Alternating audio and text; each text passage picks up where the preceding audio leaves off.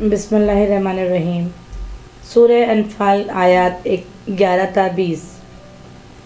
इन आयत में हम देखते हैं कि सूरह अनफ़ाल कुरान मजीद का सूरा जो हमें 9वें और 10वें पारे में मिलता है। इस सूरह का उन्वान ग़ज़वा बदर और माल गनीमत, किस तरह से मुसलमानों के लिए जो है वो ग़ज़वा बदर के जो हालात व वाक़यात मुसलमानों के सामने पेश आते हैं, उन तमाम हालात का अहाता करती हुई ये सूरा बड़ी ख़ूबसूरती से ग़ज़वा बदर में दाखिल हो जाती है। और ग़ज़वा बदर में किस तरह से मुसलमान मुट्ठी भर होने के बावजूद कुफ़ार पर गलबा पा लेते हैं। और गलबा पाने के साथ साथ इसमें जो है मुख्तलिफ़ किस्म की हिदायत, कुछ तंबीहात और अहकामात के साथ ये सूरा अपनी ख़ूबसूरती के साथ आगे तरक्की के मनाजिल तय करता हुआ जो है वो इस्लाम के हालात को हमारे सामने जो है वो मंजर आम पर लेकर आएगा। ग़ज़वा बदर का मारका कुफ्र व इस्लाम का पहला मारका था। इसमें 313 मुसलमानों ने 1000 से ऊपर लश्कर कुफ़ार को इबरतनाक शिकस्त दी। इनका गुरूर खाक में मिल गया। इस ग़ज़वे को किसी भी पहलू से देखते हैं तो इसमें सरासर मुसलमानों पर अल्लाह के इनामात की बारिश नज़र आती है। अल्लाह ही की मदद से मुसलमान इस जंग में फतह याब हुए। यहाँ सिर्फ इन आनायात का ज़िक्र किया जाता है जो आपके सामने मौजूद हैं, जो इस सबक में हमारे सामने हैं। यानी पहला इनाम खुदाबंदी बारान रहमत। पहला इनाम खुदाबंदी बारान रहमत जिस तरह से जिस सुबह को जंग होने वाली थी उस रात को बादल घिर कर आए और इतनी मूसलाधार बारिश हुई कि वादियाँ लबरेज होकर बहने लग गईं। इस बारिश के 3 फ़ायदे हुए। अव्वल ये कि मुसलमानों को पानी की काफ़ी मकदार हासिल हो गई। 2, उन्होंने बारिश के पानी में नहाकर अपने आप को पाक किया और फ़ौरन हौज़ बनाकर पानी को रोक लिया। इसी तरह पानी की किल्लत भी दूर हो गई। दूसरा ये कि मुसलमान वादी के बालाई हिस्से में मौजूद थे, इसलिए बारिश की वजह से रेत जम गई और ज़मीन इतनी मजबूत हो गई कि कदम अच्छी तरह जमने लगी और नक़्ल व हरकत में भी आसानी हो गई। इस बारिश का तीसरा फ़ायदा ये हुआ कि कुफ़ार नशेब की जानिब थे, इसलिए वहाँ बारिश से कीचड़ हो गई और उनसे चलना फिरना दूभर हो गया, यानी दुश्वार हो गया। दूसरी नेमत खुदाबंदी जो इस सूरे में हम नज़र देख रहे हैं कि वो थी खुदाबंद आलम का मुसलमानों के ऊपर नींद का तारी कर देना। दूसरी नवाज़िश अल्लाह ने मुसलमानों पर यह की कि रात को ठंडी हवा चला दी और मुसलमानों पर नींद तारी हो गई। मुसलमान सारी रात गहरी नींद सोते रहे, सुबह उठे तो बिल्कुल हशाश बशार और ताज़ा दम थे। और दूसरी तरफ कुफ़ार सारी रात बेचैन रहे। तीसरी नेमत खुदाबंदी खौफ व परेशानी का दूर हो जाना। मुसलमान जब सुबह उठे तो थकन और अफसरदगी का नामो निशान तक ना था। कुफ़ार का रोब और खौफ दिलों से महव हो चुका था। शैतान जब पानी की बाजियाबी और हालात की नासाजगी की बदौलत मुसलमानों के दिलों में वसवसे डाल रहा था कि कहीं इस जंग में मुसलमानों को नाकामी का सामना ना करना पड़े, तो वो भी सब दूर हो गया और मुसलमान बड़े इत्मीनान और दिलेरी के साथ लड़ने की तैयारी में मसरूफ़ अमल हो गए। चौथी नेमत खुदाबंदी फ़रिश्तों का नुज़ूल। चूँकि मुसलमान तादाद में काफ़ी कम थे, लिहाजा अल्लाह को फ़र्जंदान तौहीद को जो है वो फ़र्जंदान तौहीद को फ़तह से हमकिनार करना था। तो मुसलमान मैदान जंग में मुसलमानों की मदद के लिए अल्लाह ताला ने फ़रिश्ते कतार दर कतार भेज दिए। उन्होंने कुफ़ार को मार भगाया। इन तमाम हालात को देखते हुए हम इसका नतीजा निकालते ये हैं कि मैदान बदर में मुसलमान फ़तह याब हुए और कुफ़ार ज़िल्लत और रुसवाई के साथ शिकस्त से दोचार हुए। 70 कुफ़ार कत्ल हुए और 70 कुफ़ार गिरफ़्तार हुए और बाकी जानें बचाकर भाग गए।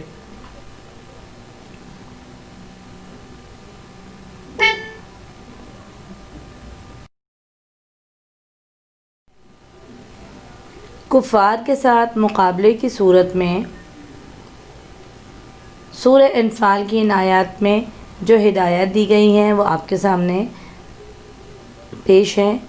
सूरह अनफ़ाल में कुफ़ार से मुकाबले की सूरत में अल्लाह ताला ने मुसलमानों को इन अल्फाज में हिदायत दी है कि ए अहले ईमान, जब तुम मुकाबला करो काफिरों के लश्कर से तो मैदान से पीठ फेर कर ना जाना। یعنی میدان چھوڑ کر مت بھاگنا بلکہ ہر حال میں ڈٹے رہنا، اس طرح کہ اللہ کی تائید و نصرت تمہارے ساتھ ہوگی۔ یعنی کہ اس میں اللہ تعالیٰ مسلمانوں کو یہ حکم دے رہا ہے، یہ ہدایت دے رہا ہے کہ جب بھی میدان جنگ میں آؤ تو جواں مردی کے ساتھ سینہ سپر ہو جاؤ اور کبھی بھی میدان چھوڑ کر نہیں بھاگنا چاہیے، یا بھاگنے کی صورتحال کے کو دماغ میں نہیں لے کر آنا چاہیے، بلکہ کوشش یہ کرنی چاہیے کہ میدان جنگ سے غازی ہو کر ہی جو ہے وہ واپس جائیں۔ جو میدان جنگ سے اپنی جان بچانے کے لیے بھاگے گا وہ اللہ کے عذاب میں آ جائے گا اور اس کا ٹھکانہ دوزخ ہوگا۔ اگر مسلمان دشمن سے جہاد کرتے ہوئے شہید ہو جائے تو اسے حیات جاویدانی عطا ہوتی ہے اور اس کو رزق ملتا رہتا ہے۔ اللہ تعالیٰ کا یہ وعدہ ہے کہ جو شہید ہے وہ کبھی مرتا نہیں اور وہ اللہ ہی کی جانب سے رزق پاتا رہتا ہے۔ سورہ انفال میں مسلمانوں کو اس طرح کی ہدایات دی گئی تاکہ مسلمان جو ہے وہ جنگ کے لیے نبرد آزما رہیں اور اپنے اللہ تعالیٰ کی خوشنودی کے لیے میدان جنگ میں جو ہے وہ دشمن کے سامنے سینہ سپر ہو کے موجود رہیں اور مسلمانوں کو آخری حد تک جو ہے وہ کامیابی جو ہے وہ ہم کو نظر آ رہی ہے۔ سورہ انفال میں جہاں باران رحمت کا نزول ہوتا ہے، مسلمانوں کے دلوں سے خوف دور ہو جاتا ہے، اللہ تعالیٰ فرشتوں کی جماعت بھیج دیتا ہے مسلمانوں کی مدد کے لیے، اسی طرح سے اللہ تعالیٰ نے مسلمانوں کو ہدایات بھی دی۔ ہدایات میں یہی بتایا، اللہ تعالیٰ نے یہ ہدایات دی کہ کبھی بھی میدان جنگ سے پیٹھ موڑ کے نہیں جانا۔ اسی طرح سے اس کے ساتھ ساتھ ہم دیکھ رہے ہیں سورہ انفال میں اللہ تعالیٰ کفار کو تنبیہ کر رہے ہیں، یعنی ان آیات میں ہم دیکھ رہے ہیں آیت نمبر 19 میں اللہ تعالیٰ نے کفار کو نصیحت کرتے ہوئے فرمایا ہے کہ اگر تم لوگ فیصلہ چاہتے ہو تو فیصلہ تمہارے سامنے موجود ہوا، تمہارے سامنے فتح آ چکی ہے۔ اللہ تعالیٰ نے ان کافروں سے فرمایا کہ اگر تم اپنے افعال سے باز آ جاؤ تو تمہارے حق میں بہتر ہے، اگر تم پھر وہی کام کرو گے یعنی تم اللہ کی نافرمانی کرو گے تو ہم بھی پھر تمہیں عذاب دیں گے اور تمہاری جماعت خواہ کتنی ہی زیادہ کیوں نہ ہو تمہارے کچھ کام نہ آئے گی۔ اگر پھر کفار مسلمانوں کے مقابلے میں آئیں گے اللہ تعالیٰ پھر مسلمانوں کی مدد کرے گا، یعنی کہ مسلمانوں کا اللہ جو ہے وہ اپنی فتح اور نصرت کا جو ہے وہ یقین دلاتے ہوئے فرما رہے ہیں کہ کفار اگر اپنے کفر پہ قائم رہیں گے تو یقینی طور پہ وہ تباہ و برباد ہو جائیں گے۔ مال غنیمت کے اعتبار سے سورہ انفال بہت واضح بیانات پیش کر رہی ہے، یعنی کہ مال غنیمت کے اعتبار سے اس میں کہا گیا ہے کہ مال غنیمت کا ذکر جو ہے وہ سورہ انفال کی ابتدائی آیات میں بھی ہے۔ سورہ انفال کے دو موضوعات نظر آ رہے ہیں، ایک مال غنیمت کا استعمال اور مال غنیمت کس طرح سے کن لوگوں پر جائز ہے، اور دوسرا غزوہ بدر۔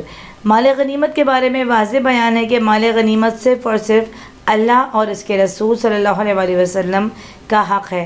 آیت نمبر 1 میں ہی ارشاد ہے کہ اے محمد صلی اللہ علیہ وسلم، مجاہد لوگ یعنی وہ لوگ جو جہاد میں تمہارے ساتھ شریک ہیں، جو میدان جنگ میں ہیں، تم سے مال غنیمت کے بارے میں دریافت کرتے ہیں کہ کیا حکم ہے، تو کہو کہ مال غنیمت خدا اور اس کے رسول کا حکم ہے۔ قرآن کی واضح آیت ہے، اس سے یہ ظاہر ہوتا ہے کہ اللہ تعالیٰ نے مسلمانوں کو نصرت و کامیابی سے ہمکنار کیا اور اس کے ساتھ مسلمانوں کو دنیاوی مال سے بھی جو ہے وہ آراستہ کیا۔ جیسا کہ اب ہماری معلومات میں یہ چیز حاصل ہو چکی ہے کہ غزوہ بدر کو انتہائی خوبصورتی سے منظر نگاری کی گئی ہے سورہ انفال میں، جو کہ قرآن کریم کا سورہ ہے، اور یہ سورہ انفال 9 اور 10 پارے میں موجود ہے۔ غزوہ بدر کے واقعات کے منظر کشی کے ساتھ ساتھ بڑی خوبصورتی کے ساتھ اس میں مال غنیمت کا تذکرہ موجود ہے، جو کہ سورہ کی ابتدائی آیات میں جو ہے وہ نظر ہم کو آ رہا ہے کہ کس طرح سے اللہ تعالیٰ مال غنیمت کے بارے میں تقسیم کرتے ہوئے بتا رہے ہیں کہ مال غنیمت کے حصے کی تقسیم اللہ تعالیٰ نے بڑی خوبصورتی سے کر دی ہے اور بیان کر دیا ہے کہ یہ مال غنیمت صرف اور صرف خدا اور اس کے رسول کا ہے۔ اور اس کے ساتھ ساتھ غزوہ بدر کی انتہائی خوبصورت منظر کشی ہے کہ پڑھنے والا اور سننے والا گویا اپنے آپ کو خود میدان بدر میں محسوس کرتا ہے۔ اس جنگ میں مسلمانوں کی تعداد چونکہ بہت کم تھی، لیکن اللہ تعالیٰ کی نصرت شامل حال رہی۔ وجہ یہ تھی کہ مسلمان اللہ پر توکل کیے ہوئے تھے۔ لیکن اس کے ساتھ ساتھ مسلمانوں کو تنبیہ دی کی گئی ہے اور تھوڑا سا مسلمانوں کو بتایا گیا ہے کہ چونکہ مسلمانوں کو جنگ کے لیے ہم وقت تیار رہنا چاہیے، تو اس لیے مسلمانوں کی عسکری، سیاسی، معاشی تمام صورتحال مسلمانوں کو اس میں اپنے آپ کو مستحکم و مضبوط کرنا چاہیے۔ مسلمانوں کو فتح سے ہمکنار ضرور کر دیا گیا، مسلمان فتح سے ہمکنار لامحالہ ہوئے، لیکن اس کے بعد مسلمانوں کو اس چیز کے بارے میں کہا گیا کہ اپنے آپ کو مکمل طور پہ عسکری اعتبار سے، سیاسی اعتبار سے اور معاشی اعتبار سے اتنا مستحکم و مضبوط رکھیں کہ دشمن پر آپ کا رعب پڑ سکے، دشمن آپ کے اسلحے سے، آپ کے انداز عسکریت سے دشمن جو ہے مرعوب ہو سکے، اور بعد میں آنے والے وقت اور حالات کے مطابق دشمن اپنی حکمت عملی کو مسلمانوں کے حساب سے طے کر سکے۔ مسلمانوں کی تیاری تو جنگ کی نہ تھی، لیکن اللہ کی جب مرضی شامل حال رہی تو مسلمان اس جنگ میں کامیاب ہو گئے اور مسلمانوں کو فتح حاصل ہوئی۔ مسلمانوں سے ایک چیز کی اور بھی بیان کیا گیا ہے ان آیات میں کہ اگر کفار صلح کرنا چاہیں تو صلح کی جانب مسلمانوں کو آ جانا چاہیے، یا مسلمان صلح اختیار کریں۔ حضرت صلی اللہ علیہ وسلم نے زندگی میں بہت سارے ایسے واقعات پیش ہوئے جب رسول نے صلح سے کام لیا، تو اگر میدان جنگ میں مسلمانوں یہ چیز محسوس کریں کہ کفار جو ہے وہ صلح کرنا چاہ رہے ہیں تو مسلمانوں کو صلح کی جانب آ جانا چاہیے۔ غزوہ بدر کا ایک اور عنوان جو ہم دیکھ رہے ہیں وہ یہ ہے کہ جب یہ جنگ میں مسلمانوں کو فتح حاصل ہو گئی تو 70 کفار شہید ہوئے، 70 کفار جو ہے وہ واصل جہنم ہوئے، 70 کفار جو ہے وہ ان کو قیدی بنایا گیا۔ جب وہ قیدی بنایا گیا تو اس کے بارے میں مسلمانوں کے رسول نے مسلمانوں سے مشورے کے حساب سے مسلمانوں سے اس کا متعلق مشورہ کیا کہ اب ان کے لیے کیا کیا جائے، تو مختلف صحابہ کرام نے مختلف قسم کے مشورات دیے گئے۔ حضرت عمر فاروق نے فرمایا کہ ان کفار کو قتل کر دیا جائے، اور لیکن حضرت ابوبکر صدیق نے فرمایا کہ نہیں، ان کو ہم قتل نہ کریں بلکہ ان کو فدیہ لے کے ان کو ہم آزاد کر دیتے ہیں۔ تو مسلمانوں کے اس مشورے کو رسول پاک صلی اللہ علیہ وسلم نے منظور کیا، اور اس طرح سے مسلمانوں نے جو ہے وہ فدیہ لے کر ان کفار کو چھوڑ دیا۔ بعد میں اس چیز کے اوپر جو ہے وہ تھوڑا یہ تھا کہ مسلمانوں کو جو ہے وہ ان کو اس طرح سے نہیں چھوڑنا تھا، لیکن بہرحال جس طرح سے رسول نے کیا وہ بہترین عمل تھا۔ اس طرح سے کیا وہ بعد میں جو مشرکین تھے، جو کفار تھے، وہ دائرہ اسلام میں داخل ہو گئے، کیونکہ انہوں نے مسلمانوں کے رسول کا، مسلمانوں کے آقا کا مزاج دیکھا کہ اس مزاج میں سراسر محبت اور صلہ رحمی ہے۔